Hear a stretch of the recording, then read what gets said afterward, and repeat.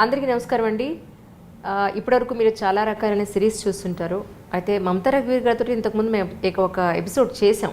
దేనికి సంబంధించి అంటే ఈ సొసైటీలో జరిగే చాలా ఇష్యూస్ మీద కొంత అవేర్నెస్ తీసుకొచ్చే ప్రయత్నంలో భాగంగా ఇప్పుడు ప్రస్తుతానికి సోషల్ మీడియాలో కానీ న్యూస్లో కానీ అంతా కూడా ఈ సరోగసీ అనే దాని మీద ఎక్కువ వెతకడం, అసలు సరోగసీ ఎందుకు, దేనికి, దీనికి చట్టపరంగా ఎలాంటివి ఉన్నాయనేది ఎక్కువ మాట్లాడుకోవడం, చూడడం జరుగుతుంది. సో ప్రస్తుతానికి మనతో పాటు తరుణి ఫౌండర్, అలాగే ఇప్పుడు ప్రస్తుతానికి తెలంగాణలో మనకి సరోగసీకి సంబంధించి వర్క్ చేసే టీంలో మ్యామ్ కూడా మెయిన్ పర్సన్గా ఉన్నారు. సో ముందైతే మమతా రఘువీర్ వెల్కమ్ పెద్ద మ్యామ్, నమస్కారం అండి. మీ డిజిగ్నేషన్ చాలా పెద్దది ఉంది, అందుకని చెప్పడం కన్నా తప్పు చెప్పడం కరెక్ట్ కాదని మేము కింద స్ట్రిప్లో వేసుకుంటాం.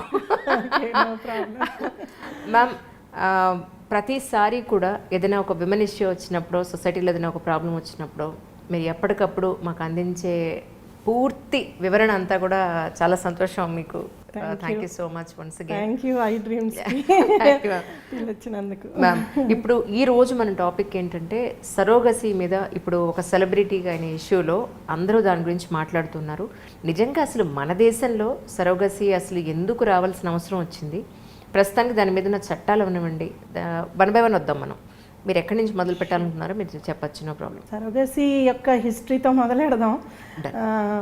మనకి అంటే పురాణాల్లో కూడా సరోగసీ గురించి మాట్లాడారు. కృష్ణుడి జన్మలో ఏదైతే అంటే ఒక పిండం తయారయ్యాక అది మాయగా దాన్ని తీసుకెళ్ళి యశోద అంటే వసుదేవుడి యొక్క ఇంకో భార్య అయిన రోహిణి గర్భంలో పెట్టడం, తర్వాత ఆ బిడ్డల్ని మళ్ళీ తీసుకొచ్చి ఇక్కడ కృష్ణుడి బదులు పెట్టడం, ఇవన్నీ చూసాం కదా. టెక్నాలజీ ఎక్కడే ఉందండి.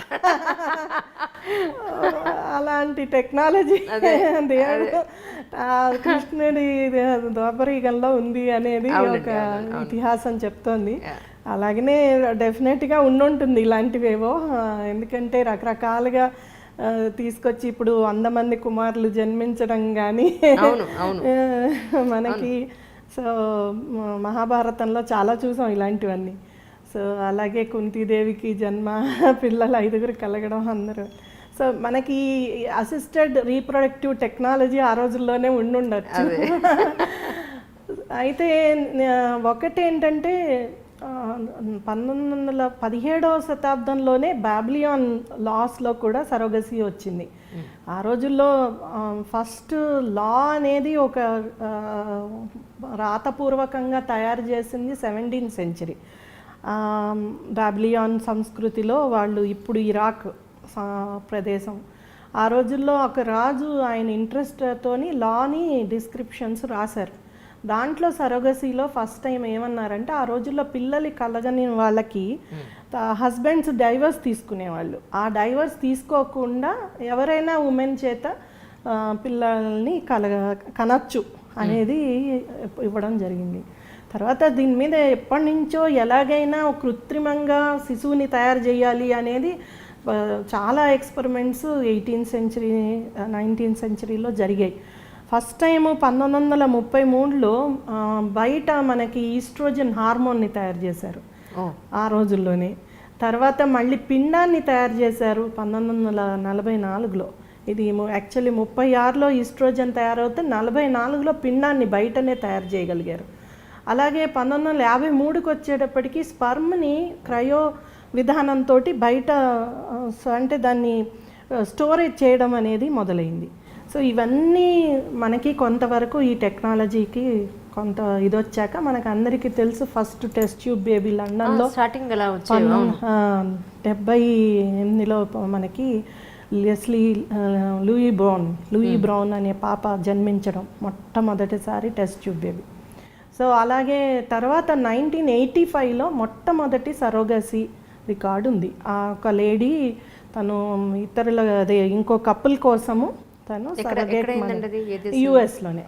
యుఎస్లో అయ్యింది. తర్వాత ఇంకా అప్పటి నుంచి బాగా రెగ్యులర్గా సరోగసీ అనేది స్టార్ట్ అయింది. బేబీ ఎమ్ అంటారు. మెస్లీ స్టర్న్ అని ఒక పాప సరోగసీ ద్వారా బర్త్ వస్తే ఆ తల్లి మళ్ళీ నాకే ఆ బిడ్డ కావాలి అని కోర్టుకి వెళ్ళింది. ఇది న్యూజెర్సీలో కోర్టులో దీని మీద కేసు అయింది. కోర్టు కూడా అంది ఆమె లీగల్గా ఆమె మదరు, అని అంటే ఈ ఎవరైతే ఈ స్టర్న్ అనే కపుల్ ఉన్నారో వాళ్ళు ఫైట్ చేస్తే చివరికి ఈ తల్లికి బీద ఆవిడకి పెంచే అంత స్తోమత లేదని ఆ కోర్టు వాళ్ళు ఈ కపుల్కే ఇచ్చారు ఆ బేబీని. సో అది మన మొదటి సరోగసీ మనం చెప్పచ్చు. అయితే ఇదంతా జరిగాక మిగతా ముఖ్యంగా ఏవైతే బీద దేశాలు ఉన్నాయో, మన ఇండియా కానీ, అటు ఆఫ్రికన్ కంట్రీస్ కానీ, ఇటు మెక్సికో కానీ, ఇటు నేపాల్, మన చుట్టూ ఉన్న చిన్న దేశాలు కానీ చాలా పెద్దగా ఈ సరోగసీ అంటే ఫారిన్ కపుల్స్ వచ్చి సరోగేట్ మదర్స్ని ఈ కంట్రీస్ నుంచి తీసుకునేవాళ్ళు. Commercial surrogacy. ఫారినర్స్ ఎందుకు కనడం, మనము వీళ్ళు కనిస్తారు అనే ఇది దాంతో వీళ్ళ చేత కనిపించుకోవడం అనేది మొదలైంది. చాలా పెద్ద ఎత్తున ఇది ఒక ర్యాకెట్ లాగా చాలా పెద్ద బిజినెస్ అయిపోయింది. దాన్ని ఫర్టిలిటీ టూరిజం అని ఇలాంటి కంట్రీస్ అన్నిట్లోనూ వెళ్ళేది. ఇంతకన్నా ముందే ఉక్రెయిన్ ఇప్పుడు యుద్ధమవుతున్న దేశంలో మ్యాక్సిమం సరోగేట్ మదర్స్ ఉన్నారు. ఎందుకంటే 2009లోనే అక్కడ లాస్ వచ్చాయి సరోగసీకి. సో వాళ్ళు ఏం చేశారంటే సరోగసీ ఈజ్ లీగల్ అక్కడ. దాంతో అక్కడ ఉక్రెయిన్ వనితలకు ఏంటంటే మంచి స్ట్రాంగ్గా ఉంటారు. సో వాళ్ళు రెగ్యులర్గా ఇదే పని అనమాట, ఇంకా సరోగసీ చేయడమే. అందుకనే మ్యాక్సిమం సరోగేట్ మదర్స్ అక్కడ ఉన్నారు. ఈ ఏవైతే చిన్న కంట్రీస్ ఉన్నాయో, ఏవైతే బీద కంట్రీస్ ఉన్నాయో, ఇక్కడి నుంచి తీసుకోవడం కమర్షియల్గా మొదలయ్యాక చాలా పెద్ద ఎత్తున మన కంట్రీలో కూడా చూసాము ఎలా జరిగేవో ఇంతకు ముందు వరకు. సో ఇప్పుడు ఈ కంట్రీస్ అన్నీ బ్యాన్ చేసాయి కమర్షియల్ సరోగసీని. నేపాల్, మెక్సికో, ఇండియా, బంగ్లాదేశ్, శ్రీలంక, ఇంకా కొన్ని కంట్రీస్ బ్యాన్ చేసాయి.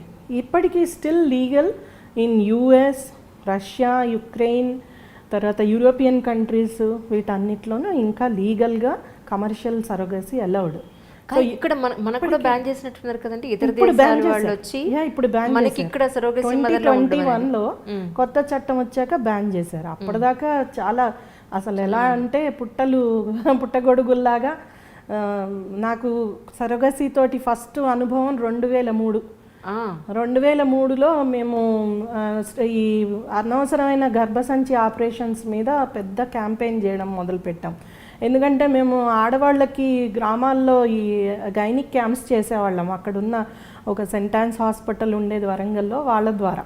ఆ చేస్తున్న క్రమంలో నాకు మంచి గైనకాలజిస్ట్ ఒక ఆవిడ పరిచయం. ఆవిడ రోజుకి 400-300 మంది అమ్మాయిలను కూడా చూసేవాళ్ళు. అంత కమిటెడ్ ఆవిడ. వీరేశలింగం పంతులు గారి మునిమనోరాలు. ఓకే. సో ఆవిడ చాలా కమిటెడ్ లేడీ. ఆవిడతో పాటు మేము గ్రామాల్లో ఈ క్యాంప్స్ నిర్వహించేవాళ్ళం. ఆ క్యాంప్స్లో చేస్తున్న క్రమంలోనే నేను అనవసరంగా గర్భసంచి ఆపరేషన్లు చేస్తున్నారు, హిస్టెక్టమీస్, వాటి మీద మేము క్యాంపెయిన్ చేసాం. ఆ క్యాంపెయిన్లో నేను గ్రామాల్లో తిరుగుతున్నప్పుడు ఒక తాండాకి వెళ్ళాను. ఆ తాండాలో అత్తగారు గర్భంతో ఉంది, కోడలు గర్భంతో ఉంది. నాకు కొద్దిగా ఆశ్చర్యం వేసింది. ఇదేంటి, ఆవిడకి 50 ఏళ్ళు ఉంటాయి, 50-55 ఏళ్ళు, వాళ్ళకి ఏజ్ కూడా తెలీదు. లంబాడా తాండా అది. సో ఏంటి మేము ఇద్దరు ఎలాగయ్యారు, ఇంకా కంటూనే ఉన్నామా అమ్మా అని నేను జోక్గా అడిగా. కంటూనే ఉన్నాము, పైసలు వస్తాయి కదా అన్నది. అదేంటి పైసలు ఏంటి అంటే 30-40 వేలు వస్తాయి ఒకేసారి, అప్పులు తీరుతాయి అన్నది.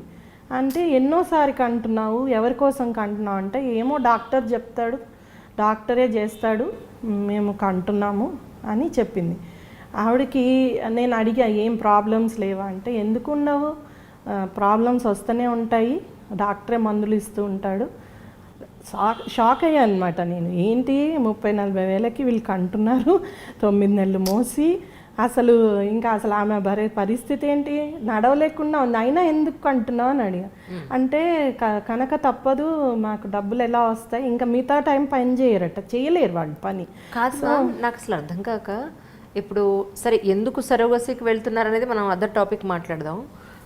నిజంగా ఒక అండాన్ని తీసుకొచ్చి వేరే గర్భాశయంలో కనుక పెట్టినట్టయితే నిజానికి వాళ్ళ హెల్త్ ఇష్యూ కూడా ఆ పిండం మీద పడుతుంది కదా, పడదా? పడుతుంది. పడుతుంది. ఆబ్వియస్లీ ఇప్పుడు తల్లి ఏది అందుకనే ఆలోచిస్తుందో కదా ఇలాంటి వాటి అన్నిటికీ యాక్చువల్లీ టెస్ట్లు చేసి ఆమె ఆరోగ్యంగా ఉంది, ఏవీ లేవు. ఇప్పుడైతే ఒక 10 రకాల రోగాల్ని లిస్ట్ అవుట్ చేశారు. హెచ్ఐవి కానీ ఇంకోటి కానీ ఆమెకున్న హెల్త్ ఇష్యూస్, జెనెటికల్ డిసీజెస్ అన్నీ చూసాకనే అప్పుడు ఆమెని సెలెక్ట్ చేసుకుంటారు. అవన్నీ ఉండేవి కావు కదా పూర్వం.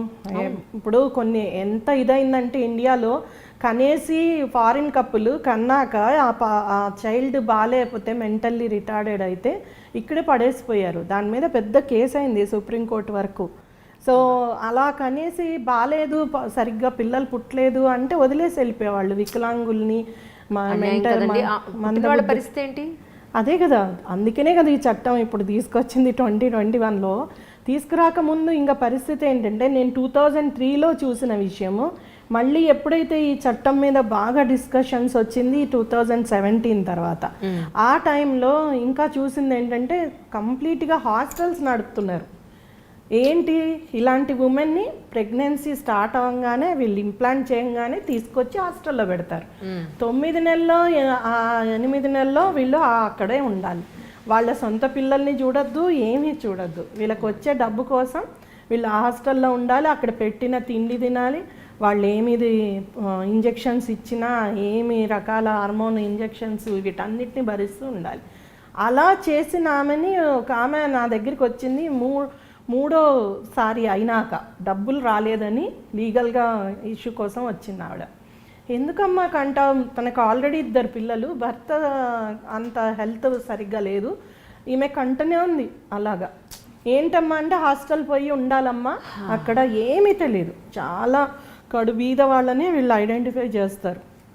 ముందు అన్ని టెస్ట్ చేస్తారు, ఇంజెక్షన్స్ ఇస్తారు, ఇష్టం వచ్చిన హార్మోన్ ఇంజెక్షన్స్ వాళ్ళు ఇష్టం అన్నమాట, అన్నీ ఇచ్చేవాళ్ళు. వీళ్ళు నోరు మూసుకుని వాళ్ళు చెప్పినట్లు వినాలి, ఆ జైళ్ళల్లో పడి ఉండాలి. మళ్ళీ కన్నాక అయిపోయాక వీళ్ళని పంపిస్తారు. అందులో మన దగ్గర లాస్ చాలా అద్భుతమైన స్ట్రిక్ట్. అదే ఇంప్లిమెంటేషన్ తెలుసు కదా, అప్పటికి లానే లేదండి, సరిగ్గా లా లేదు. 2021లోనే వచ్చింది. అంతకు ముందు అంత లా కానీ ఇది కానీ అప్పుడే కదా ఎంత అప్రోర్. మన హైదరాబాద్లో కూడా 36 మంది ఉమెన్ని ఇలానే వాళ్ళు లాక్ చేసేసి ఒక హాస్టల్లో, ఒక హాస్పిటల్ వాళ్ళు వాళ్ళ కోసం ఇలా సెంటర్స్ నడిపేవాళ్ళు. అక్కడ లాక్ చేసి పెడితే వీళ్ళు రెస్క్యూ చేశారు హెల్త్ డిపార్ట్మెంట్ వెళ్ళి. అప్పుడు తెలిసిన విషయాలు తెలుసుకుని అంతా షాక్ అయ్యారనమాట. ఎన్నిసార్లు అవుతున్న వాళ్ళు, వాళ్ళకి కనీసం వాళ్ళ ఆరోగ్యం గురించి తర్వాత కానీ ఇన్సూరెన్స్ కానీ ఏముండదు. వీళ్ళు డోనర్ ఇచ్చే 2 లక్షలు అనేవాళ్ళు ఆ రోజుల్లో, వీళ్ళకి వచ్చేదో 50,000 ఎంతో వచ్చేవి. వీళ్ళ ఆరోగ్యము, వీళ్ళ తర్వాత పరిస్థితి, ఉన్న పిల్లల పరిస్థితి, ఇవన్నీ కూడా చాలా ఇష్యూ ఉండేది. అదంతా అయ్యాకే 21లో మనకి మొన్న 2021 జూన్లో కొత్త చట్టం తీసుకొచ్చారు. ఇది యాక్చువల్లీ అండి నాట్ ఓన్లీ దీనికి చాలా రిలేటెడ్ చాలా ఉన్నాయి. ట్రాఫికింగ్ ఉంది, దీనికోసం ఉమెన్ని ట్రాఫిక్ చేస్తారు. ఈ మధ్య కాలంలో బోర్డర్ సెక్యూరిటీ ఫోర్స్ వాళ్ళతో కలిసి ఒక ఎన్జిఓ చేసిన ఒక సర్వేలో రోహింగ్యా ఉమెన్, మీరు వింటున్నారు కదా, రోహింగ్యాస్ మయన్మార్ నుంచి వచ్చేస్తున్నారు, వాళ్ళని ట్రాఫికింగ్ చేస్తున్నది ఓన్లీ దిస్ పర్పస్ కోసం. గుజరాత్, ముంబై, మహారాష్ట్రలో, తర్వాత ఈవెన్ ఇన్ హైదరాబాద్, జమ్మూ కాశ్మీర్లో వీళ్ళని తీసుకెళ్ళి ఇదే పని సరోగసీ కోసమే ట్రాఫికింగ్ చేస్తున్నారు. వాళ్ళని వాడుకోవడం, ఎన్నిసార్లు వీలుంటే అన్నిసార్లు వీళ్ళని చేయగలిగినంత వాళ్ళ ఆరోగ్యాలు పాడైనప్పుడు చంపేయడమో వదిలేయడమో. Because they are not registered, they are refugees. ఎక్కడ కూడా వాళ్ళకు ఆధార్ కార్డు కానీ ఓ రిజిస్ట్రేషన్ కానీ వీళ్ళు పలానా వాళ్ళు పలానా ఇదని కానీ ఎక్కడా ఉండేదు. వాళ్ళ గురించి వెతుక్కునే వాళ్ళు ఉండరు. సో ఎవరైతే ఇలాంటి ఆర్ఫన్స్ ఉంటారో, ఇలాంటి రెఫ్యూజీ ఉమెన్ ఉంటారో వాళ్ళని వాళ్ళ అండాల కోసం కానీ, వాళ్ళ ఏంటి సరోగసీ కోసం కానీ ఇలాంటివి చేయడం కూడా చాలా ఎక్కువగా ఉంది. చాలా అంటే స్త్రీ పునరుత్పత్తి చేయగలదు అనేది కూడా ఒక వ్యాపారం. ఆ స్త్రీని ఆ పునరుత్పత్తి కోసం వాడుకోవడం అనేది కూడా ఒక వ్యాపారం. ఎంత ఘోరమైన వ్యాపారం అంటే, ఇది ఎంత పెద్ద లాబీ ఉందంటే దీనికి చాలా డబ్బు గల హాస్పిటల్స్, డాక్టర్స్, దీనికి ఒక పెద్ద లాబీ. దీన్ని ఎలాగైనా నడిపించడానికి వాళ్ళకి కావాల్సినట్లుగా నడపడానికే నడుస్తుంది. దీని మీద పార్లమెంట్లో బిల్లు వచ్చినప్పుడు కూడా చాలా దీన్ని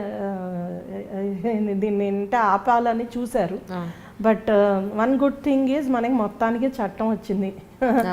ఆ చట్టం సరోగసీ రెగ్యులేషన్ యాక్ట్ వచ్చాక కొంత ఇప్పుడు భయపడుతున్నారు, ఆగింది. కమర్షియల్ అంటే బ్యాన్ చేయలేదు మన కంట్రీలో సరోగసీని, బట్ కమర్షియల్ సరోగసీని ఆపారు.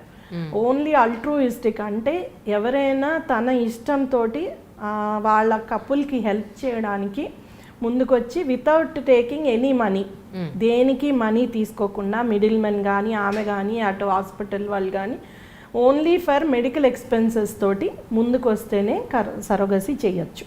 కానీ ఇప్పుడు ఫ్యామిలీ మెంబర్స్ లోనే లేదా లీగల్గా చూస్తే 2021 తర్వాత అన్ని సరోగసీ క్లినిక్స్కి కొంత టైం ఇచ్చారు. ఆ టైం మొన్న అయిపోయింది, జూన్ 2022 జూన్లో అయిపోయింది. కొన్ని రాష్ట్రాలలో ఆ టైంని ఎక్స్టెండ్ చేసి ఈ నవంబర్ వరకు ఇచ్చారు. ఫర్ ఎగ్జాంపుల్ కేరళ, కర్ణాటక, తమిళనాడు వీళ్ళందరూ తీసుకున్నారు కొంత టైం మాకు. ఎందుకంటే దానికి కావాల్సిన స్టేట్ బోర్డ్స్ని ఏర్పాటు చేయడం, అప్రాప్రియేట్ అథారిటీని ఏర్పాటు చేయడం, వీటన్నిటికీ టైం పడుతుంది అనేసి తీసుకున్నారు. సో కానీ ఇప్పుడు చీకటి మాటన జరుగుతోంది. ఎందుకంటే అటు చట్టం కరెక్ట్గా వచ్చాక కానీ ఇంప్లిమెంటేషన్ ఇంకా అవ్వలేదు. మన దేశంలో ఏంటంటే ఒక చట్టం వస్తే కొన్నేళ్ళు పడుతుంది. మేము చైల్డ్ మ్యారేజ్ యాక్ట్ తెస్తే 4 ఏళ్ళు పట్టింది రూల్స్ కోసం. దీనికి రూల్స్ వచ్చాయి కానీ బోర్డులు కొన్ని చోట్ల అయ్యాయి, కొన్ని చోట్ల కాలేదు. మన తెలంగాణలో అట్లీస్ట్ బోర్డు అయినా వేశారు, ఇప్పుడే పని మొదలు పెట్టారు. మన తెలంగాణలో దాదాపు 230 క్లినిక్స్ ఉన్నాయి. ఏవి ఐవీఎఫ్ క్లినిక్స్ విన్నారు కదా, ఐవీఎఫ్ క్లినిక్స్ ఉన్నాయి. తర్వాత ఒక 38 సరోగసీ క్లినిక్స్ ఉన్నాయి. వీటన్నిటికీ విజిట్ చేసి బోర్డు మెంబర్స్ అన్నీ కరెక్ట్గా ఉన్నాయా లేదా అని చూసి వాళ్ళకి రిజిస్ట్రేషన్ సర్టిఫికేట్ ఇవ్వాలి. అది 3 ఏళ్ల వరకే ఉంటుంది సరోగసీ. దానికి ఐవీఎఫ్కి క్లినిక్స్కి 5 ఏళ్ళు. సో అది ఆ ప్రక్రియ ఇప్పుడే మొదలైంది. మేమందరం బోర్డులో ఉన్న వాళ్ళం అందరం వెళ్తున్నాం టీమ్స్గా చూడడానికి క్లినిక్స్ వెళ్తూ. ఈ మధ్య నేను దాదాపు 2 నెలలు 3 నెలల్లో ఒక 50 క్లినిక్స్ చేసాం. నేనైతే ఒక 25-30 క్లినిక్స్కి వెళ్ళాను. చాలా బాధ అనిపిస్తుందండి వాటిల్లో కనువిప్పు కూడా. ఎందుకంటే సరే మనకి అంత టెక్నికల్గా నాలెడ్జ్ లేకపోవచ్చు. ఎందుకు సోషల్ వర్కర్స్ని వేశారు దాంట్లో అంటే డెఫినెట్గా ఒక ఎంబ్రియాలజిస్ట్, గైనకాలజిస్ట్తో పాటు సోషల్ వర్కర్ని వేశారు టీంలో. ఆ స్త్రీలు ఏ విధంగా వాళ్ళ హక్కులు హరింపబడుతున్నాయి దీని ద్వారా అసలు ఎలా జరుగుతోంది అని తెలుసుకోవడానికి వేశారు. కొన్ని క్లినిక్స్ ఎలా ఉంటాయి అంటే చాలా బ్రహ్మాండమైన ఇన్ఫ్రాస్ట్రక్చరు, డాక్టర్స్ అందరూ ఉంటారు. రికార్డ్ చూస్తే ఏం జరగట్లేదు అని ఉంటుంది. ఎందుకు జరగట్లేదు అంటే రావట్లేదండి ఎవరు అని అంటారు. అది కరెక్ట్గా మేము వెళ్ళినప్పుడు ఎవరు ఉండరు, ఎందుకంటే మేము వస్తున్నాము అని ముందే చెప్పాలి. ముందే చెప్తే పేషెంట్స్ ఉండరు. పెద్ద పెద్ద కార్పొరేట్ హాస్పిటల్స్కి వెళ్తే అక్కడ ఎలా ఉంటుందంటే పరిస్థితి ఎవరిని చూసినా ఫారినర్సే. ఇదంతా ఫర్టిలిటీ టూరిజం, అందరూ ఫారినర్సే. ఎందుకంటే వేరే కంట్రీస్లో చాలా కాస్ట్లీ ఈ పద్ధతి అంతా, ఐవీఎఫ్ ఇదంతా. వీళ్ళందరూ వచ్చి ఎవరి ఎగ్ వాడుకుంటున్నారో, ఎవరి స్పర్మ్ వాడుకుంటున్నారో, ఎవరి ఎంబ్రియో తయారైపోతుందో ఈ ల్యాబుల్లో తెలియదు. ఎగ్జాక్ట్లీ. అసలు చట్టం కూడా ఆపలేదేమో ఇలా చెయ్యాలి. ఎవరికి వాళ్ళగా ఉండాలండి. ఇప్పుడు ఒక కప్పులు ఇద్దరు పెళ్లి చేసుకుని వాళ్ళకి పిల్లలు పుడితే వెళ్ళండి గుడ్. పిల్లలు పుట్టని పక్షంలో అసలు వాళ్ళు వాళ్ళ ఫ్యామిలీలోనే ఎవరన్నా ఉన్న దత్తత తీసుకోవడమా, లేదంటే వాళ్ళ సిస్టర్స్ బ్రదర్స్ లేదా వాళ్ళ ఫ్యామిలీలో ఉన్న వాళ్ళకి చేసుకుంటే పర్వాలేదు. కానీ జెనెటికల్గా నా రక్తమే దాంట్లో పుట్టే బిడ్డలో ఉండాలి, నా జీన్సే ఉండాలి అనే ఏదైతే ఉందో దాన్ని ఎంతవరకైనా తీసుకెళ్తుంది ఆ కపుల్ని. ఇవాళ పొద్దున్న మా ఫ్రెండ్ ఒక క్వశ్చన్ అడిగింది, చాలా బాగా అనిపించింది ఆ క్వశ్చన్. నిజంగా ఏంటంటే సరోగసీకి వెడితే ఈ ఒరిజినల్ పేరెంట్స్ ఎవరైతే ఉంటారో స్పర్మ్ ఎగ్ వీళ్ళు ఇచ్చిన వాళ్ళకి హ్యూమన్ టచ్ ఉండదు. యాక్చువల్లీ ఆ తల్లి మొయ్యదు, ఆ తల్లి కనదు, ఆ తల్లి బ్రెస్ట్ ఫీడింగ్ ఇవ్వదు. సరే బ్రెస్ట్ మిల్క్ లేకపోతే ఇవ్వని తల్లులు కూడా ఉన్నారనుకోండి, నేను కాదనట్లేదు. ఇవ్వని వాళ్ళు ఉన్నారు, వైస్ వెర్సా అన్ని రకాలుగాను మన సొసైటీలోనే ఉన్నారు. అంటే నేనది ఏంటంటే నిజానికి ఎవరైతే సరోగసీ మదర్ ఈ 9 నెలలు మోస్తారో వాళ్ళ ఆలోచన విధానం రాదా? వాళ్ళు టెన్షన్ పెడితే వీళ్ళు లోపల బేబీ రెస్పాండ్ అవ్వకుండా ఉంటారా? వాళ్ళకి వచ్చే అన్హెల్తీ ఇష్యూస్, హెల్త్ ఇష్యూస్ వీళ్ళకి లింకప్ అవ్వకుండా ఉంటాయా? సపోజ్ నార్మల్ డెలివరీ అయింది అనుకుందాం, నార్మల్ డెలివరీ అయితే ఆ తల్లికున్న ఇన్ఫెక్షన్స్ ఆటోమేటిక్గా పిల్లలు అవ్వదండి, వీటిల్లో ఖచ్చితంగా సిజేరియనే నార్మల్ చేయనీయరు. ఎందుకంటే బేబీ ఇన్ని లక్షలు ఖర్చు పెట్టాక బేబీకి ఏదైనా అవుతుందని ఎగ్జాక్ట్లీ అసలు చేయనీయరు. దీని మీద ఒక గమ్మత్, ఒక సర్వే అయింది, ఒక రీసెర్చ్ జరిగిందనమాట. ఒక 100 చిల్డ్రన్ ఎవరైతే who were born through surrogacy వాళ్ళ మీద ఒక రీసెర్చ్ చేశారు యుఎస్లో. చేస్తే వాళ్ళు చెప్పింది ఏంటంటే, అంటే వీళ్ళ గ్రోత్ 7 years వరకు చూశారు. ఈ పిల్లలు పెరిగే విధానం ఎలా ఉంది, నార్మల్ చిల్డ్రన్ పెరిగే విధానం ఎలా ఉంది అనేది. ఇనీషియల్గా ఫస్ట్ 2 years తల్లిదండ్రులకి ఏంటంటే అది ఒక అద్భుతం. ఎందుకంటే తమకు పిల్లలు లేరు, చాలా పిల్లలు కావాలనుకుని ఉంటారు, వాళ్ళకి పిల్లలు ఇలాగా కలగడం అనేది చాలా అద్భుతం కాబట్టి బాగా చూసుకున్నారట. తర్వాత నెక్స్ట్ ఆ బిడ్డ ఒక 3-4 years వచ్చాక అంత ఇంట్రెస్ట్ తగ్గింది. యాక్చువల్లీ రెగ్యులర్గా మామూలుగా పిల్లలు పుడితే తల్లిదండ్రులు ఎంత బాగా చూసుకుంటారో అంత ఇంట్రెస్ట్ వీళ్ళకి లేకపోవడం. స్లోగా మళ్ళీ ఇంకా పెద్ద అయ్యేంత వరకు చూసారు వాళ్ళు, 7 years వరకు. చాలా ఎక్కువ డిఫరెన్స్ ఉండదు, it all depends on each parent. కానీ ఏమైనా కానీ ఎవరైతే కన్నారో న్యాచురల్గా వాళ్ళకు ఉండే అంత సైకలాజికల్గా మీరు అనే ఏదైతే అటాచ్మెంట్ ఉంటుందో అది కొంత తక్కువే ఉంటుంది అని. Correct. So it all depends case by case. కానీ మనం ఒకటి చెప్పచ్చండి, డెఫినెట్గా ఏదైనా ఇట్ ఈస్ అన్యాచురల్ కదా మనం చేసే. ఈ సరోగసీలో చాలా విధానాలు ఉన్నాయండి. వెదర్ అంటే సరోగసీ, ట్రెడిషనల్ సరోగసీలో మీరు సినిమా వచ్చింది చూసారో లేదో, చోరీ చోరీ చుప్కే చుప్కే. అవును, గుర్తుందా? సల్మాన్ ఖాన్. అదొకటి ప్లస్ సరోగసీ మీద అప్పట్లోనే సౌందర్య ఒక సినిమా వచ్చింది, 9 నెలలు. అవును, ఈ సినిమాలో చూడండి సరోగసీలో ఆ చుప్కే చుప్కే దాంట్లో ఆ అమ్మాయి ప్రాస్టిట్యూట్, ఆమెను తీసుకెళ్ళి ఫారిన్ మరి ఆమె చేత ట్రెడిషనల్ సరోగసీ అంటే అతనే పాల్గొని ఆ బిడ్డకు అనేట్టు చూస్తారు. సో అలాంటి ట్రెడిషనల్ సరోగసీయే ఉండేదండి. ఇప్పుడు నేను చెప్పే పూర్వం బాబిలోన్ ఆ రోజుల్లో కూడా ట్రెడిషనల్ సరోగసీయే ఉండేది. అంటే ఒప్పుకున్నాక భార్య భర్త ఎవరో ఒక అమ్మాయిని, బీద అమ్మాయిని ఓకే అనిపించి ఆమె చేత హస్బెండే తను న్యాచురల్ వేలో ఫర్టిలైజేషన్ అది జరిగేది. తర్వాత మళ్ళీ మదర్ ఒరిజినల్ వైఫ్ ఎగ్ అయితే అందులో ఉండదు. ఆ విషయంలో అసలు ఒరిజినల్ మదర్కి ఏమి జెనెటికల్ లీనియేజ్ ఉండదు పిల్లలతోటి. అది ఎందుకండి? తర్వాత ఇంకొకటి, ఎప్పుడైతే నేను చెప్పానో 19th centuryలో ఈ ఆర్టిఫిషియల్ ఎగ్ ఇవన్నీ తయారు చేయడం మొదలు పెట్టాక కొంత ఏంటి ఆర్టిఫిషియల్ ఇన్సెమినేషన్ కూడా, అంటే తను ఒప్పుకుంటే ఆమెకి భర్తదే స్పర్మ్ దాంట్లో పెట్టడం, ఎంబ్రియో తయారు చేసేట్టు చూడడం, అది ట్రెడిషనల్ సరోగసీ. ఇది చాలా వరకు జరుగుతూనే ఉంటాయండి. ముఖ్యంగా తెలియకుండా బయటికి రాకుండా ఎక్కువగా జరుగుతాయి. పిల్లలు లేని వాళ్ళకి బాగా డబ్బున్న కుటుంబాల్లో కూడా జరుగుతుంది ఇది. ఏం తెలవకుండా మేజర్గా బయటకు వచ్చే కేసెస్ అన్ని కూడా సెలబ్రిటీ కేసెస్ బయటకు వస్తాయి. అమీర్ ఖాన్, షారూక్ ఖాన్, తర్వాత మనకి గారు, అంటే జనాలకి ఇంట్రెస్ట్ కూడా కదండి. ఎవరో తెచ్చుకున్నారు అలాగా చేసుకున్నారు అంటే జనాలకి ఏమి ఇంట్రెస్ట్ ఉంటుంది? అవును, ఇలాంటి వాళ్ళు అంటేనే సెలబ్రిటీస్ అంటేనే ఇంట్రెస్ట్ ఉంటుంది. కానీ నిజానికి సరోగసీకి వెళ్ళాలనుకునే పేరెంట్స్కి లీగల్గా ఉన్న ప్రస్తుతం ఉన్న రూల్స్ అండ్ రెగ్యులేషన్స్ అంటే ఏం చెప్తారు? ఒకటండి, కమర్షియల్ సరోగసీలో ఏం చేస్తారంటే ఎయిదర్ కపుల్ యొక్క ఎగ్ స్పర్మ్ కలిపి జైగోట్ తయారు చేసి దాన్ని ఎంబ్రియోని లోపల పెట్టి అదొక టైప్. ఇంకొకటి, ఒకవేళ అమ్మాయికి అసలు ఆ ఛాన్సే లేదు తల్లికి అంటే ఈవిడ ఎగ్తోనే చెయ్యొచ్చని. ఇంకో పద్ధతి ఏంటంటే 2 డోనర్స్, ఎవరివో డోనర్స్ స్పర్మ్ డోనర్స్ ఎగ్ తీసుకొచ్చి ఈమెకి IVF చేసి దాని ద్వారా చేయించడం. ఇలాగా 4-5 పద్ధతులు ఉన్నాయి. బట్ ఇది కమర్షియల్ సరోగసీలో నడిచేది, ఇన్నాళ్ళు నడుస్తుంది.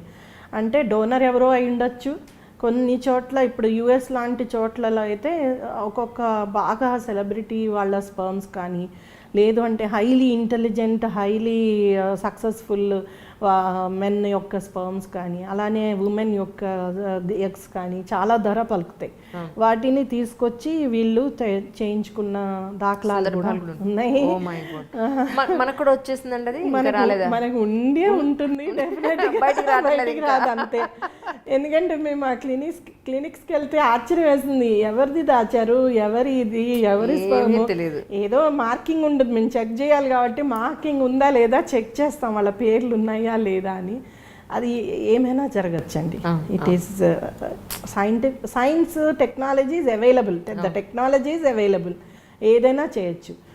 కాకపోతే ఒక్కటి ఏంటంటే ఐవీఎఫ్లో అన్ని సక్సెస్ కావు. 47% సక్సెస్ రేట్ ఉంటుంది, చాలా తక్కువ. కాబట్టి వీళ్ళు ఎన్ని మ్యానిపులేషన్స్ చేసినా నేను అనుకుంటా నేచర్ ఇంకా కంట్రోల్ ఉంచుతోంది కాబట్టి అలా అవుతుంది. లేదు అంటే ట్విన్స్, ట్రిప్లెట్స్, 4ప్లెట్స్, ఇట్లా క్వాడ్రాప్లెట్స్, ఇట్లా ఎన్ని ఎంబ్రియోస్నైనా ఇన్సర్ట్ చేసేవాళ్ళు, ఎన్నిసార్లైనా చేసేవాళ్ళు. సో ఇప్పుడు కొత్త లా ఏం చెప్తుందంటే, అస్సలు మన దగ్గర మన ఇండియాలో లా ఏమంటుందంటే ఎక్కడా కూడా నువ్వు కమర్షియల్గా సరోగస్ చేయకూడదు, ఓన్లీ అల్ట్రూయిస్టిక్, అది కూడా ఒప్పుకుంటేనే. తర్వాత ఏం చెప్తుంది, జెస్టేషనల్ అంటే నువ్వు బయట తయారు చేసిన పిండాన్ని స్త్రీలో పెట్టి సరగేట్ మదర్ కన్సెంట్ తోటి ఒప్పుకున్నాక చేయించవచ్చు. అంటే ఆ 9 నెలలు ఆమె మోస్తుంది అంతే, కనిస్తుంది. తర్వాత నాకు బాధ ఏంటంటే మ్యామ్, ఇందులో నా concern actually towards to women, ఎవరైతే సరోగసీ మదర్ ఉన్నారో డెలివరీ అయిపోయిన తర్వాత వాళ్ళ పిల్లలను వాళ్ళు తీసుకుని వెళతారు, బాగానే ఉంది. తర్వాత వాళ్ళు బాగా చూసుకుంటారా, హ్యూమన్ టచ్ ఉందా, ఇవన్నీ మనం పక్కన పెడితే సరోగసీ మదర్ది మిల్క్ ప్రొడ్యూస్ అయిపోతాయి. అవునండి, అవన్నిటికీ మందులే, బాధాకరం అండి. వాటన్నిటికీ మందులే, ఎంత హెల్త్ డిస్టర్బ్ అవుతుంది. అదే చెప్తున్నా కదా, వాళ్ళకి ఇచ్చే హార్మోన్స్, తర్వాత మిల్క్ ప్రొడక్షన్ ఆగడానికి మందులు, అసలు ఇంకెంత భయంకరంగా ఉంటుందంటే వాళ్ళ పరిస్థితి. ఒక్కసారి పూర్వం కమర్షియల్ సరగసిలో ఆ పిల్లల్ని ఇచ్చేసాక వీళ్ళని మళ్ళీ చూడరండి, పట్టించుకోరు. వీళ్ళు వెళ్ళి హాస్పిటల్కి వెళ్ళినా కనీసం అంత ముందు వరకు వీళ్ళని అపరూపంగా చూసిన వాళ్ళు కూడా కన్సర్న్ ఉండదు. దాంతో వీళ్ళు పడే అవస్థ ఒకటి కాదు, చాలా రకాల అవస్థలు. తర్వాత ఈవెన్ ఇర్రెగ్యులర్ పీరియడ్స్, అంటే హార్మోన్స్ అంతా బాడీలో ఎఫెక్ట్ అవుతున్నాయి కాబట్టి ఇదంతా పక్కకు పెట్టండి. అసలు అంటే తన పిల్లల్ని, నాకు ఒక సరగేట్ మదర్ చెప్పింది, అమ్మా నేను ఈ పరిస్థితిలో ఉన్నానంటే నా సొంత పిల్లల్ని నేను చూసుకోలేని పరిస్థితిలో ఉన్నా, నా బిడ్డకి నేనేమీ చేయలేను, ఎందుకంటే అంత నిర్వీర్యం అయిపోతారు వాళ్ళు. బాడీ ఎలా అయిపోతుందంటే she can't do minimum cooking also. అంతటి ఆమె 4వ చేసిన ఆమెకి అసలు ఏమీ పని చేయలేదు, గాజు బొమ్మ అయిపోయాను. అమ్మ నేను ఎంతో పని చేసుకునేదాన్ని, అలాంటి దాన్ని ఇలా అయిపోయినాను అని చెప్తుందనమాట. అండ్ ఆ ఇచ్చిన హార్మోన్స్కి ఆమెకి రకరకాల మానసిక సమస్యలు, రకరకాల ఇష్యూస్, అవి ఎవరికి చెప్పుకోగలరు, ఏం చేస్తారు. తర్వాత వాళ్ళ లైఫ్ ఎక్స్పెక్టెన్సీ కూడా తగ్గిపోతుంది. నేను చెప్తున్నా కదా, కొన్ని చోట్ల ఎలా అయిపోయాయంటే మనము ల్యాబొరేటరీస్లో యానిమల్స్ని తెచ్చి వాడుకున్నాక చంపేస్తాము, అలా అయిపోయారనమాట. ఉమెన్, రెఫ్యూజీ ఉమెన్ని, ఇలాంటి వాళ్ళని తీసుకొచ్చి ముఖ్యంగా మెక్సికోలో ఇలాంటి చోట్లయితే అసలు భయంకరంగా అనమాట. వాళ్ళని ఏదో ఇంజెక్షన్ ఇస్తే ఎక్కువ ఓవం, ఇప్పుడు ఒక స్త్రీకి ఎవ్రీ మంత్ ఒక్కసారి ఒక ఓవమే వస్తుంది.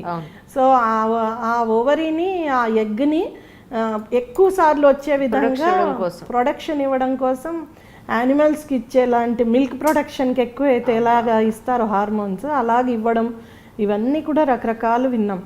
అయితే ఇప్పుడున్న దాని ప్రకారం అయితే సరోగేట్ మదర్ తన లైఫ్లో ఒక్కసారి సరగసి చేయొచ్చు, లా ప్రకారం.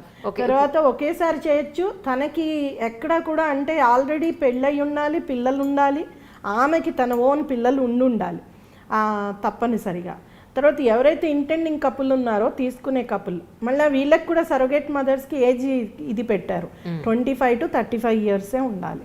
తర్వాత ఈ ఇంటెండింగ్ కపుల్కి కూడా ఏజ్ ఇది పెట్టారు. వాళ్ళకి కూడా మగవాళ్ళకి 25 నుంచి 55 ఏళ్ళు, ఆడవాళ్ళకి 26 ఏళ్ళ నుంచి 50 ఏళ్ళు ఇలాగా పెట్టారనమాట. అది ఏమైనా ఎక్సీడ్ అయితే they have to get permission, అదొకటి పెట్టారు. ఈ మధ్య కేరళలో ఒక కేసు అయింది, అక్కడ 60 ఏళ్ళు ఆయనకి, ఈవిడికి 35 ఏళ్ళు, సెకండ్ మ్యారేజ్ చేసుకుంది.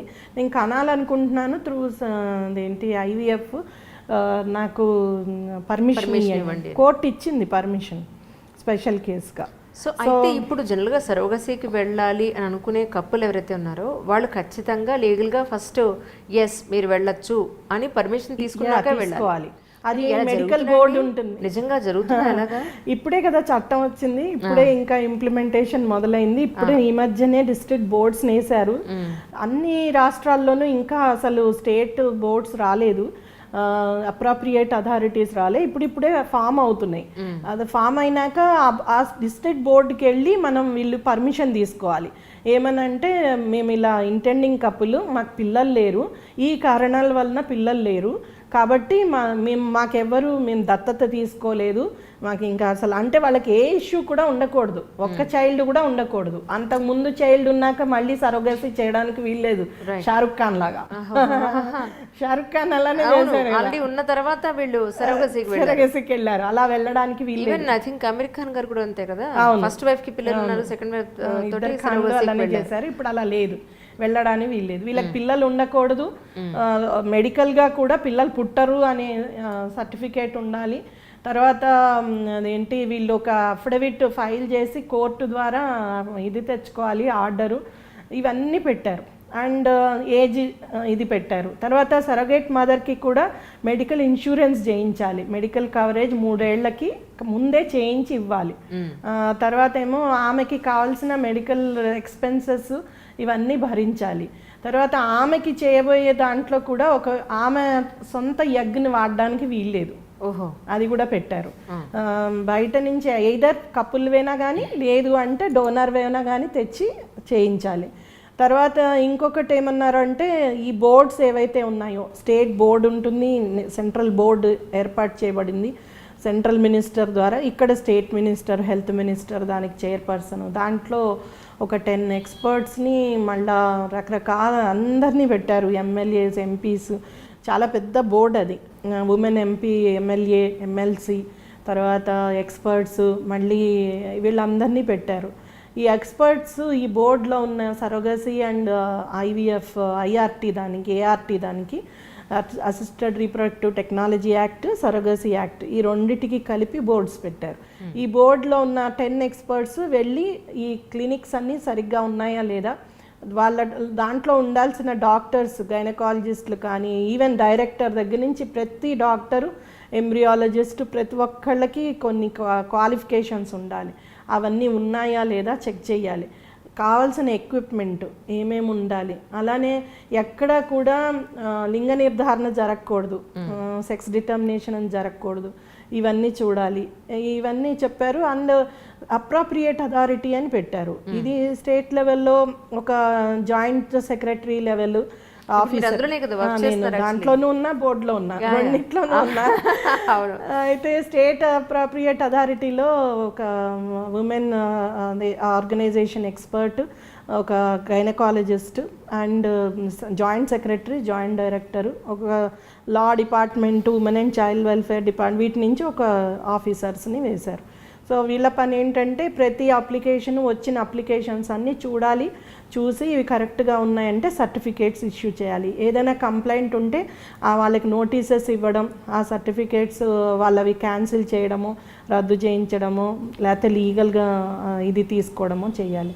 ఎవరైతే కమర్షియల్ సరోగసీ చేస్తారో 10 ఏళ్ళు జైలు శిక్ష, 10 లక్షల జరిమానా పెట్టారు. అలాగనే ఎవరైతే ఈవెన్ ఆల్ డాక్టర్స్, అది కామన్ మనకేనేమోనండి, ఈవెన్ డాక్టర్స్ కూడా చెప్పారు ఎవరైనా సరే చేయకూడదని. ఇప్పుడు ప్రతి gynaecologist they are opening IVF clinics, so వాళ్ళకు కూడా ఇలాంటివన్నీ చేయడానికి వీల్లేదు అనేది క్లియర్గా పెట్టారు.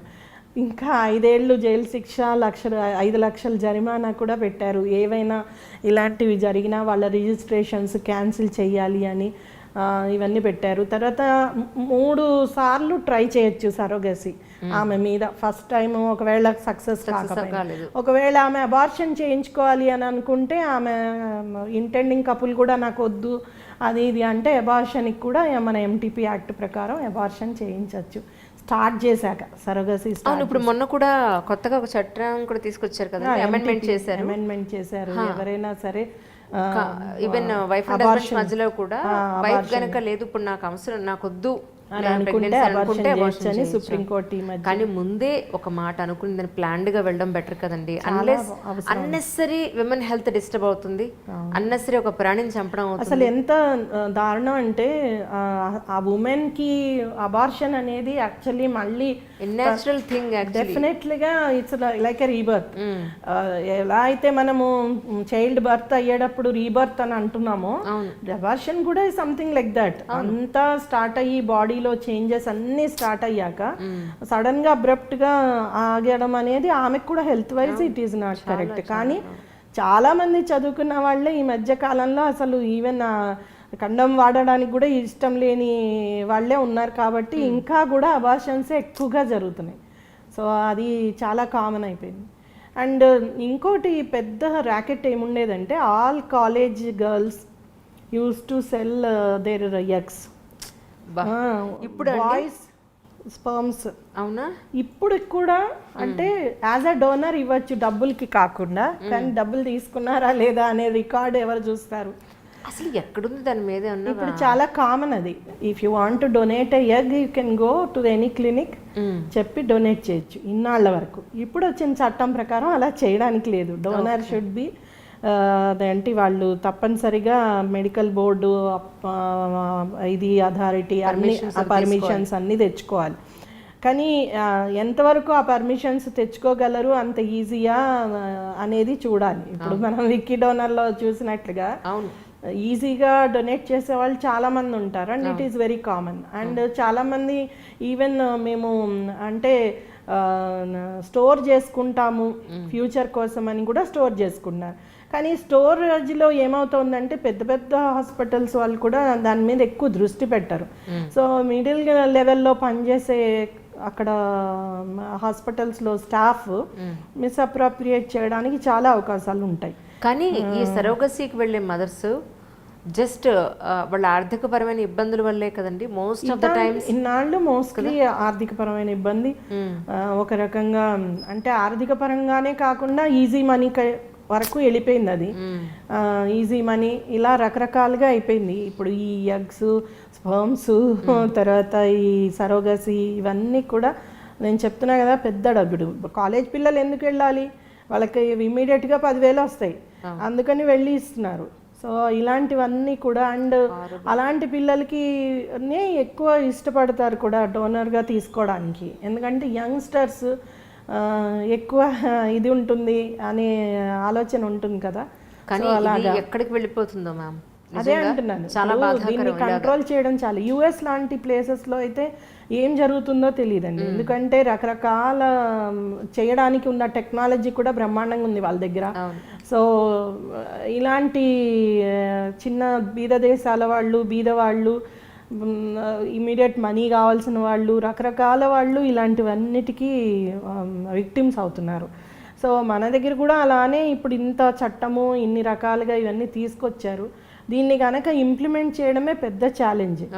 ఎందుకంటే ఒకవేళ ఈ చట్టాన్ని కరెక్ట్గా ఇంప్లిమెంట్ చేయగలిగితే కనుక కంట్రోల్ అనేది కొంతవరకైనా తేవచ్చు. కానీ ప్రభుత్వం నిజంగా కాన్సన్ట్రేట్ చేస్తే, దాని మీద ఫోకస్ చేస్తే 2000 నోటునే ఈ రోజుతో ఇది పని చేయదు అని రాత్రికి రాత్రే చేసినప్పుడు ఒక ప్లాస్టిక్ని బ్యాన్ చేయడం పెద్ద కష్టమా అంటున్నాను మ్యామ్ నేను అనేది. అది జంతువులకి, మన భూమికి, మన మట్టికి, మన హ్యూమన్ అందరికీ కూడా మంచిది కాదు అని తెలిసినా కూడా ఏమీ చేయలేకపోతున్నాం. అంటే చేయలేనంత కాదండి. మీరు అక్కడ అర్థం చేసుకోవాల్సింది ఏంటంటే ప్రభుత్వం ఏం చేస్తుంది, ప్రభుత్వం ఏం చేయగలదు? మహా అయితే ఇలాంటి టూత్లెస్ లేకపోతే పేపర్ బేస్డ్ లాస్ తీసుకురాగలదు అంతే. ఏదో బ్యాన్ అండి, ఇప్పుడు బ్యాన్ అన్నారు, నేను ఫర్ ఎగ్జాంపుల్ సరోగసీ గురించి చెప్తున్నా, బ్యాన్ అన్నారు. ఎంతవరకు దాన్ని కంట్రోల్ చేయడానికి, మానిటర్ చేయడానికి మన దగ్గర సిస్టమ్స్ ఉన్నాయి. సపోజ్ ప్లాస్టికే అన్నారు, మీరు ఎన్ని చోట్ల ప్లాస్టిక్ ఉంది, అసలు ప్లాస్టిక్ ఎక్కడెక్కడ వాడుతున్నారు, ఏం చేస్తున్నారు, ఎవరు మానిటర్ చేయాలి? అది ఏది కావట్లేదు కదా. ఇప్పుడు ఎలా అవుతుంది? నేను అనేది ఏంటంటే పీపుల్లో రావాలి. పీపుల్లో కనుక ఫర్ ఎగ్జాంపుల్ పీపుల్ తలుచుకుంటే చేయగలుగుతారు. కోవిడ్ టైంలో చూడండి కొన్ని రకాల మార్పులు ఎలా వచ్చాయి. ఎన్నో రకాల అలాంటి పెద్ద విపత్తు వచ్చేస్తే గానీ మనుషులు మారన్నమాట. భయంతో ఉనికిపోతే అదే భయం మన చట్టాలైతే పెట్టలేకపోతుంది. చట్టం కూడా అందుకే వచ్చింది. ఎందుకంటే ఇక మందల్లాగా ఉమెన్ని తీసుకుపోయి ఇలాగా కనేస్తున్నారు పిల్లల్ని అనే ఇది వచ్చాక, గొడవ వచ్చాక, అప్రోర్ వచ్చాకనే ఇది వచ్చింది. అండ్ మనమైతే హెల్త్ టూరిజం పేరుతోటి విపరీతంగా ఓపెన్ చేసి పెట్టుకున్నాం కదా హాస్పిటల్స్ అన్నీ. ఆల్ ఇంటర్నేషనల్ మొత్తం అన్ని కంట్రీస్కి లో India has the best health facilities for foreigners. ప్రతి కార్పొరేట్ హాస్పిటల్లోనూ ఒక వింగే ఉంటుంది, వాళ్ళకి separate wing for all NRIs or foreigners. ఎందుకంటే వాళ్ళ కోసమే అది అలాగ నడుపుతారు. సో ఇది అంతా కూడా it's part of that game only. అంటే బలం ఉన్నవాడు బలం లేని వాళ్ళని డిస్క్రిమినేట్ చేయడం, వాడుకోవడం అనేది నడుస్తున్నంత కాలం నడుస్తుంది. మ్యామ్, ఇప్పుడు ఎవరైతే సరోగసీకి వెళ్ళాలి అని అనుకుంటున్నారో వాళ్ళు తెలుసుకోవాల్సిన విషయాలు ఏంటి? ఒకటి ఏంటంటే ఇంకోటి, ఎలాంటి వాళ్ళైతే సరోగసీకి అర్హులు? అదే ఒకటి నేను చెప్పినట్లుగా సరోగసీకి వెళ్ళాలనుకున్న వాళ్ళకి ఖచ్చితంగా పిల్లలు ఉండకూడదు. అది వాళ్ళు దత్తత తీసుకున్నా లేకపోతే అంతకుముందు చైల్డ్ ఉన్నా కుదరదు. తర్వాత ఇంకొకటి ఆ కపుల్కి మళ్ళీ అంటే పిల్లలు పుట్టే ఛాన్స్ ఉండకూడదు. అది రెండోది. దానికి మెడికల్ బోర్డుకి వెళ్ళి డిస్ట్రిక్ట్ మెడికల్ ఆఫీసర్ అని ఉంటారు, medical and health officer, DMNHO అండరే బోర్డు ఉంది. ఆ డిస్ట్రిక్ట్ బోర్డులో మనం వెళ్ళి అప్లికేషన్ పెట్టుకుంటే ఆన్లైన్ కూడా వీళ్ళు చూసుకోవచ్చు. ఆ అప్లికేషన్ పెట్టుకుని వీళ్ళు పర్మిషన్ తెచ్చుకోవాలి. వీళ్ళే సరోగేట్ మదర్ ఎవరుంటారు మా తరఫున. ఇప్పుడు సమ్ కేసెస్లో తల్లి బదులు అమ్మమ్మ సరోగేట్ మదర్గా ఉంటుంది. అలాంటి చాలా కేసెస్ ఉంటాయి. ఒక సిస్టర్ ఉండొచ్చు. ఒక చట్టంలో ఒక పక్కన ఏం చెప్పారంటే మీకు తెలిసిన రిలేటెడ్ కానీ మీకు తెలిసిన వాళ్ళు అని చెప్పారు. ఇంకో చోట ఏం చెప్పారంటే జెనెటికల్గా ఇది లేకపోయినా పర్వాలేదు, వాళ్ళు ఇష్టంతో ఒక సేవ చేద్దాం, హెల్ప్ చేద్దాం అనే ఉద్దేశంతో వచ్చి ఉండాలి. ఆ సరగేట్ మదర్కి మళ్ళీ ఏజ్ 25 to 35 years. ఈ ఇంటెండింగ్ కపుల్కి కూడా నేను చెప్పినట్లుగా ఏజ్ కంపల్సరీ 26 నుంచి 55 ఏళ్ళు మగవాళ్ళకి, ఆడవాళ్ళకి 21 ఏళ్ళ నుంచి 50 ఏళ్ళు. సో ఈ ఏదైతే ఏజ్ ఇది ఉందో ఆ ఏజ్లోనే ఉండాలి.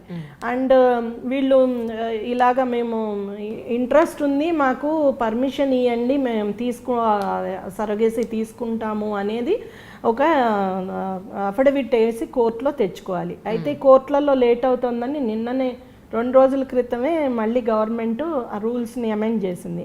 నోటరీ ద్వారా కూడా తెచ్చుకోండి అనేసి. సో ఎనీ నోటరీ కిందైనా కానీ మేమిద్దరము మ్యారీడ్ కప్పులు, మా ఇద్దరికి ఇన్నాళ్ళ అయింది పెళ్ళయ్యి, కంపల్సరీ పెళ్ళయ్యి 5 ఏళ్ళు అయి ఉండాలి కనీసం. సో వాళ్ళ పెళ్ళైన రిజిస్ట్రేషన్ సర్టిఫికేట్ ఉండాలి. ఇవన్నీ కూడా చూపిస్తూ వాళ్ళు సర్టిఫికేట్ తెచ్చుకోవాలి కోర్టు నుంచి. ఇదంతా అయ్యాక వాళ్ళ సరోగసీ ఎలా చేసుకుంటారు అంటే డోనర్ ద్వారా చేసుకుంటారా, ఐవీఎఫ్ తెచ్చుకుని చేసుకుంటారా, వీళ్ళవి ఐవీఎఫ్ చేసి చేసుకుంటారా, వాట్ ఈస్ ద ప్రొసీజర్ అనేది కూడా దాంట్లో ఇన్ఫార్మ్ చేయాల్సి ఉంటుంది. అది చేశాక వీళ్ళు పర్మిషన్ రాగానే చేసుకోవచ్చు. కానీ ఇదే కండిషన్స్ ఏంటంటే మళ్ళీ ఏ క్లినిక్ అయితే వెళ్ళాలో ఆ క్లినిక్కి కంపల్సరీ రిజిస్ట్రేషన్ ఉండాలి. ఆ రిజిస్ట్రేషన్ ఉన్న క్లినిక్లోనే చేసుకోవాలి. అది ఉందా లేదా అనేది నేషనల్ రిజిస్ట్రీ ఉంది ఇప్పుడు. ఆ నేషనల్ రిజిస్ట్రీలో చూసుకోవచ్చు. ఈ సరగసీ యాక్ట్ కింద నేషనల్ రిజిస్ట్రీలో ఏ క్లినిక్స్ అయితే రిజిస్టర్డ్ ఉన్నాయో ఆ క్లినిక్స్ డీటెయిల్స్ ఉంటాయి. అక్కడ వెళ్ళి వీళ్ళు చేయించుకోవచ్చు. తర్వాత ఆమెకి ముందే ఇన్సూరెన్స్ది చేయించి 36 నెలల వరకు ఇన్సూరెన్స్ చేయించి అది ఒకటి చూపియాలి సరగేట్ మదర్ పైన. తర్వాత ఈమెకి అయ్యే ఖర్చులన్నీ భరిస్తామని కన్సెంట్ వీళ్ళు ముందే రాసియాలి. సరగేట్ మదర్ కూడా కన్సెంట్ ఇవ్వాలి, return consent that I'm ready to take up అని. ఒకవేళ ఏదైనా మధ్యలో అయినా బిడ్డని వదిలేయము, బిడ్డని ఏమైనా సరే మా చైల్డే అవుతుంది అనే డిక్లరేషన్ కూడా ఇవ్వాలి. సో ఆ డిక్లరేషన్ ఇస్తే అప్పుడు ఆ చైల్డ్ ఒకవేళ ఎలా పుట్టినా ఎలాంటి జెనెటికల్ డిసీజెస్ కానీ ఏది వచ్చినా కూడా వీళ్ళే చూసుకోవాల్సిన బాధ్యత ఉంటుంది. అండ్ ఒకసారి చైల్డ్ పుట్టాక కూడా వాళ్ళు వెళ్ళి కోర్టు ద్వారా కస్టడీ లీగల్ కస్టడీ తీసుకోవాలి. అది కోర్టు ద్వారా అప్లై చేసుకుని మనకి ఫ్యామిలీ కోర్టుతో తీసుకోవాల్సి ఉంటుంది. సో ఇది ప్రొసీజర్ అండి మామూలుగా. ఎలాంటి దంపతులు సరోగసికి అర్హులు? అదే చెప్పాను కదా, వాళ్ళకి ఏజ్ ఒకటి, తర్వాత పిల్లలు లేకుండా వాళ్ళ దగ్గర వాళ్ళకి పిల్లలు ఉండకూడదు, తర్వాత వాళ్ళ పిల్లలు కలగరనే సర్టిఫికేట్, ఇవన్నీ కంపల్సరీ. అండ్ వీళ్ళు వాళ్ళే ఖర్చు భరించుకోవాలి, వాళ్ళే సరగేట్ మదర్ని తెచ్చుకోవాలి. సరగేట్ మదర్ కూడా చెప్పాను కదా, ఒక్కసారే చేయొచ్చు ఆమె లైఫ్లో, మళ్ళీ మళ్ళీ చేయకూడదు. ఆమెకు ఆల్రెడీ పిల్లలు కలిగి ఉండాలి, అది కూడా పిల్లలు హెల్తీగా ఉండాలి, అంటే ఏమి ప్రాబ్లమ్స్ లేకుండా. సో దట్ ఆమెకి రేపు పొద్దున మళ్ళీ పిల్లలు కలగరు అన్నా కూడా ఆమె లైఫ్లో ఆమెకి అట్లీస్ట్ పిల్లలు ఉంటారని, అదొక ఆలోచన అనమాట. అలాగనే ఫారిన్ కపుల్స్ చేసుకోవడానికి లేదు ఇప్పుడు ఇండియాలో. ఇంతకు ముందు ఫారిన్ కపుల్స్ వచ్చి ఇక్కడ చేసుకునే వాళ్ళు, ఇప్పుడు లేదు, ఓన్లీ ఇండియన్ కపుల్కే ఇచ్చారు. తర్వాత ఎవరైనా సరే సింగిల్ మదర్స్ కానీ, సింగిల్గా ఉన్న వాళ్ళు కానీ, అలానే ఇప్పుడు థర్డ్ జెండర్ కానీ వీళ్ళు చేయడానికి ఇవ్వలేదు దీంట్లో. యాక్చువల్లీ దాని మీద కూడా బాగా డిబేట్ అవుతోంది, వాళ్ళకి కూడా ఇవ్వాలి అని. ఎందుకంటే వేరే కంట్రీస్లో ఉంది వాళ్ళకి కూడా పర్మిషన్, వాళ్ళు they can go for surrogate, ఇది తెచ్చుకోవచ్చు పిల్లల్ని. సో ఇక్కడ అలాంటిది లేదు. సో మొత్తం వాళ్ళందరినీ వదిలేసినట్టే అయింది ఈ దీంట్లో. నాకు ఒకటి అర్థమవుతుంది మ్యామ్, కమింగ్ ఫ్యూచర్లో మన దగ్గర ఎలా వచ్చేస్తుందని కొంచెం కొన్ని స్టెప్పులు ఆలోచిస్తే విమెన్ పెళ్లి చేసుకోకుండా వాళ్ళ ఎగ్గుతోటి ఎవరి మొత్తానికి వాళ్ళకి పిల్లలు కావాలి అని అనుకుంటే, అది యుఎస్ లో కామన్ అండి. అది ఇంకా ఇప్పుడు మనకు కూడా ఇంకొచ్చేస్తుందేమో, ఇక పెళ్లితో సంబంధం లేకుండా పిల్లలు లాగే వస్తాయేమో అని. న్యూస్ చూసారో లేదో, ఒక ఉమెన్ అలానే తనే వేరే వాళ్ళది స్పర్మ్ తీసుకొచ్చుకుని తనే ఇంజెక్ట్ చేసుకుంది లోపలికి. అసలు అంటే థౌజండ్స్ ఆఫ్ కేసెస్లో ఒక్కసారి సక్సెస్ అవుతుందట, బట్ సక్సెస్ అయ్యి became pregnant, given birth to a child. సరే వీళ్ళకి బాగానే ఉంది, నెక్స్ట్ పుట్టబోయే వాళ్ళకి ఎక్కడో ఎందుకు మ్యామ్? మీరు ఎన్ని కేసులు చూస్తుంటారు మీరు? ప్రాపర్ గా don't imagine an ideal family, mother father వాళ్ళకి పుట్టిన పిల్లలు, సంపూర్ణమైన కుటుంబం ఉండదేమో, ఇంకా ఉండదు.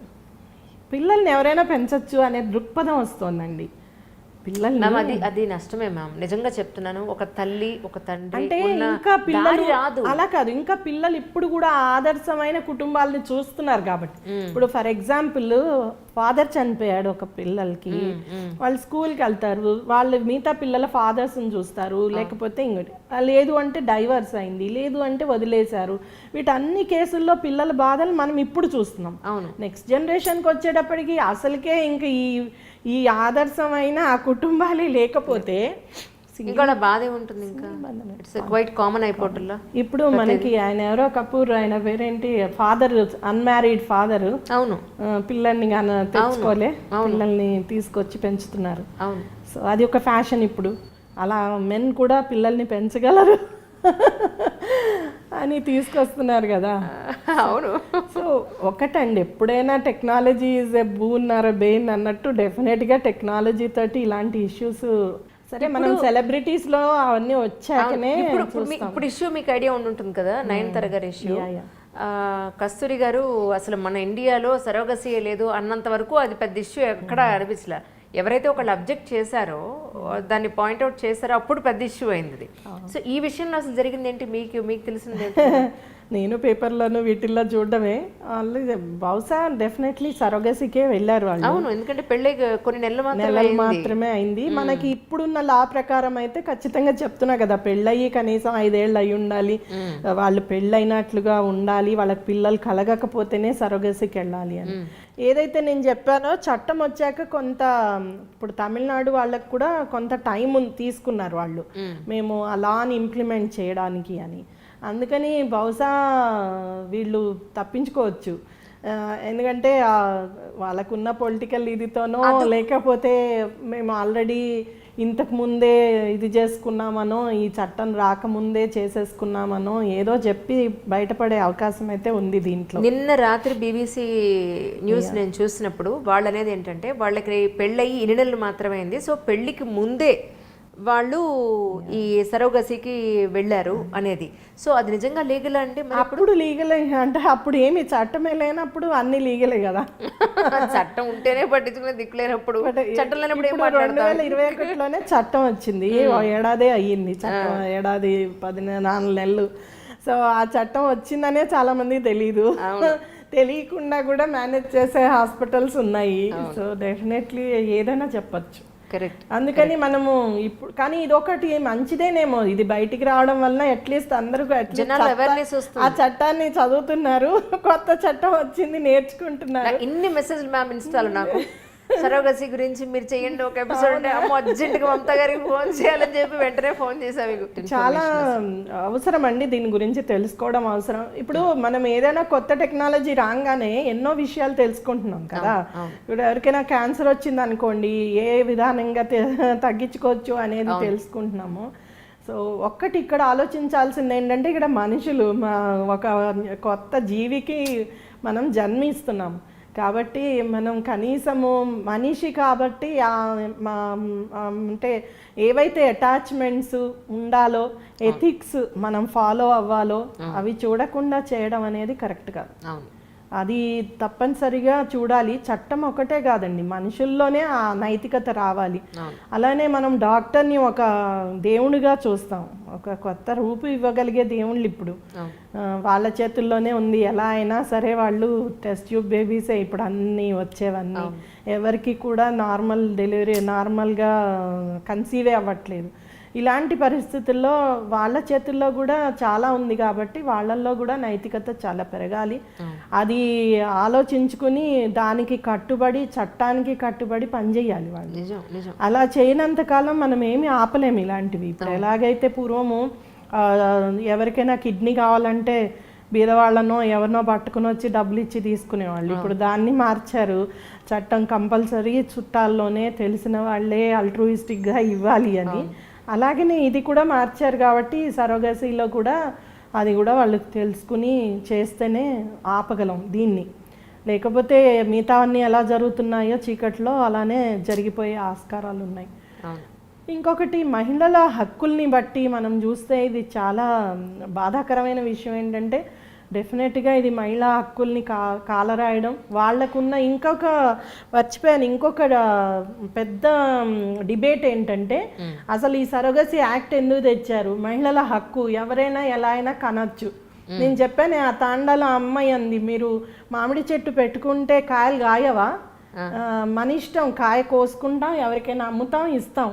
అలాగే నా పొట్టలో కాయ కాసింది, నేను ఎవరికైనా ఇస్తాను, కంటాను, ఇస్తాను. నేను అదే అడిగా, అది చెట్టు, ఇది మనిషి. అవును, నువ్వు మనిషివి, నువ్వు రేపు పొద్దున చెట్టు అంటే చచ్చిపోయిన ఇంకో మొక్క పెట్టుకుంటావు. ఎగ్జాక్ట్లీ. మనిషి ఎట్లా ఇంకో మనిషి వస్తుందా అని అడిగాను. అంటే అదంతా తర్వాత సంగతి. ఏంటోనండి, చెట్లకి, పశువులకి, మనుషులకి లింక్ పెట్టి మాట్లాడతా, ఇది ఎప్పటికీ నాకు అర్థం కాదు. ఒక ఏదో సినిమాలో చెప్తారు ఏంటంటే, మనం రోజు ఇంట్లో అన్నం తింటున్నాం కదని బయట హోటల్కి వెళ్ళి తిన్నా మానేస్తావా అంటే ఏంటది?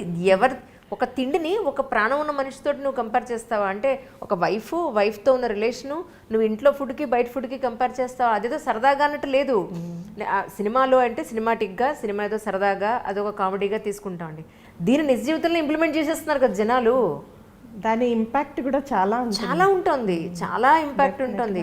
అసలు యాజ్ ఎ సెలబ్రిటీ నేను ఒకటే అంటాను, సెలబ్రిటీగా ఉన్నప్పుడు ఇంకా ఎక్కువగా ఎథిక్స్ పాటించాలి, ఇంకా ఎక్కువగా వాళ్ళు రోల్ మోడల్స్ గా ఉండాలి. ఎందుకంటే వాళ్ళని చూసే నేర్చుకుంటారు కదా, చిన్న పిల్లల దగ్గర నుంచి వాళ్ళని చూసే ఫాలో అవుతారు. సో అది కావాలి అంటే డెఫినెట్గా ఇది చెయ్యాలి.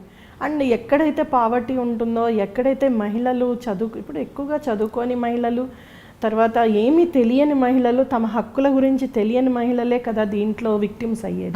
అసలు మహిళా హక్కులు అంటే పెద్ద కామెడీ అండి బయట. మహిళకి హక్కులు ఏంటి, వీళ్ళు ఇలా మాట్లాడుతున్నారంటే వీళ్ళు యాక్టివిస్ట్, విమెన్ యాక్టివిస్ట్ అయ్యి ఉంటారు బేసిక్గా. అంటే ఒక మగవాళ్ళు కనలేదు కదండి, రేపు పొద్దున ఒక వాళ్ళు కనొచ్చు అని వచ్చేసాక వాళ్ళు కూడా విక్టిమ్స్ అవుతారు. ఆ రోజు వస్తే బాగుండండి, నేను చూడాలంది నాకు నిజంగా. ఎందుకంటే ఆడపిల్ల ఏమైపోతుందో. ఎందుకు మీరు అలా అనుకుంటారు? వాళ్ళలో కూడా విక్టిమ్స్ ఉంటారు డెఫినెట్ గా.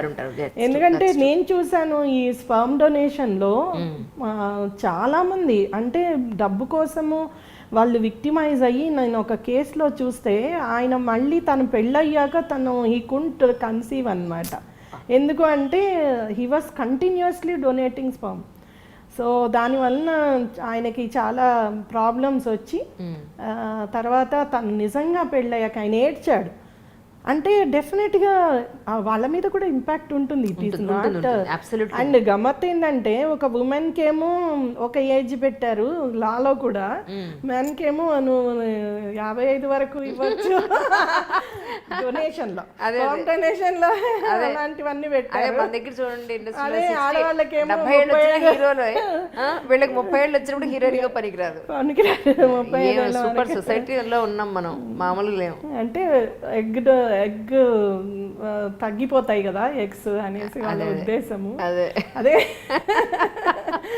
సో అలా విక్టిమైజ్ అయ్యే వాళ్ళు కూడా ఉంటారు డబ్బు కోసము, రకరకాలుగా విక్టిమైజ్ అయ్యే వాళ్ళు కాదన్నాం. కానీ ఏదైనా కానీ ఏదైతే ఉమెన్లో ఒక ప్రత్యేకత ఉందో, మనం కనేగలిగే ప్రత్యేకత ఏదైతే ఉందో గొప్ప విషయం కదా, దాన్ని వాళ్ళ హక్కులకి భంగం కలిగకుండా నిజంగా వాళ్ళు ఆరోగ్యంగా వాళ్ళకి వాళ్ళు మేము చేయగలము అని అంటే చేయించుకుంటే అది వేరే విషయం. కానీ నువ్వు రకరకాల హార్మోన్స్ అవి ఇవి పొడిచిపెట్టి ఆమె లైఫ్ ఆమె బాడీ అంతా నాశనం చేసేసాక ఇంకేముంటుంది? నువ్వు 3 ఏళ్ళు చెయ్యి ఇన్సూరెన్స్, ఇంకోటి చెయ్యి, వాట్ ఈస్ ద దాంట్లో ఏమి ఇది కాదు. కాబట్టి అయితే ఇప్పుడు ఏం డిబేట్ అంటే ఇంత కఠినతరమైన పనిష్మెంట్స్ పెట్టేసి అసలు సరోగసీనే ఎంకరేజ్ చేయకుండా ఇలా చేసేసింది గవర్నమెంట్ అని పెద్ద ఎత్తున మహిళల యొక్క కనడం అనేది మహిళల యొక్క హక్కు, ఆ హక్కునే భంగం చేస్తున్నారు. ఒక బిడ్డ కలిగి ఉండడం అనేది ఎనీ దంపతుల యొక్క హక్కు. ఇదంతా డిస్కషన్ వస్తుంది. ఇదంతా కరెక్టే, కానీ ఒక పద్ధతి, ఒక మంచి పని విషయం కోసం చేసిన చట్టం తప్పుదారిని పట్టించేసి అస్తవ్యస్తంగా ఎలా పడితే అలా వాడేస్తున్నప్పుడు అలా కాదండి. చట్టాల గురించో ఇన్ని రకాలు ఉన్నాయి అనేసి చదువుకున్న వాళ్ళకి కొద్దిగా గూగుల్ చేసినా తెలుస్తుంది. రూరల్ ఉమెన్ కి ఏం తెలుస్తుంది? రూరల్ ఉమెన్ ఏమైపోతున్నారు? ఇప్పుడు మామూలు చిన్న వాటికే మనం చూసాము ఎన్నో రకాలుగా ఉమెన్ని ఎక్స్ప్లాయిట్ చేస్తుంటే, ఇంకా ఈ కనే కెపాసిటీని కూడా వాడుకుని దాన్ని కూడా ఇట్లా చేసుకుంటూ ఉంటే ఇంకా అసలు దారుణమైన విషయము. నేను హిస్టెక్టమీస్ మీద పనిచేసినప్పుడే గర్భసంచిలు 18 ఏళ్ళకి తీసేసిన అమ్మాయిల్ని చూశాను. వాళ్ళకి ఆ టైంకి వాళ్ళకి హార్మోనల్ ప్రాబ్లమ్స్ వచ్చి హిర్సూటిజం, మేల లక్షణాలు రావడం, మెంటల్గా అప్సెట్ అవ్వడం, చాలా మూడ్ స్వింగ్స్ ఇవన్నీ రావడం, డైవర్సెస్ అవ్వడం, తర్వాత ఈవెన్ అంటే ఈస్ట్రోజన్ ఇవన్నీ హార్మోన్స్ తగ్గిపోవడం వలన వచ్చే సమస్యలన్నీ రావడం, ఇవన్నీ కూడా చూశాను నేను. అంటే కొంతమంది క్లినిక్స్లో డాక్టర్స్ వాళ్ళు రోజుకి 6-7 హిస్టెక్టమీస్ చేసేవాళ్ళు 60 ఏళ్ళ వాళ్ళకి కూడా చేస్తుంటే అంటే హాస్పిటల్ బెడ్ మీద చనిపోయిన వాళ్ళు, ఆపరేషన్ బెడ్ మీద చనిపోయిన వాళ్ళు కూడా చూశాను కేసెస్. వాళ్ళు కోర్టుకు కూడా వెళ్ళడం ఇవన్నీ మేము చేసాం. బట్ నేను అనేది అలాంటి వాటికి కూడా వ్యాపారం చేసినప్పుడు ఇంక ఇది ఇప్పుడు ఆడవాళ్ళ ఎగ్స్ కోసమును వాళ్ళ ఊంబు కోసం కూడా పెద్ద వ్యాపారం ఇది. ఆ వ్యాపారం ఏమైనప్పటికీ మమత గారు భయం అనిపిస్తుంది. వ్యాపారం కమింగ్ డేస్ లో ఏమవుతుంది, మన దేశం అయిపోతుందా, మన ఆడవాళ్ళు లేదండి ఆల్రెడీ అయిపోతుంది. ఎన్నో ఏళ్ల బట్టి జరుగుతుంది ఇదంతా, చాలా ఏళ్ల బట్టి జరుగుతుంది. ఇప్పుడు ఎవరైతే సోకాల్డ్ సెలబ్రిటీస్ బయటికి తీసుకొచ్చాక అందరూ ఓహో ఆహా ఇలా అవుతుందా అలా అవుతుందా అని మాట్లాడుకుంటున్నాం.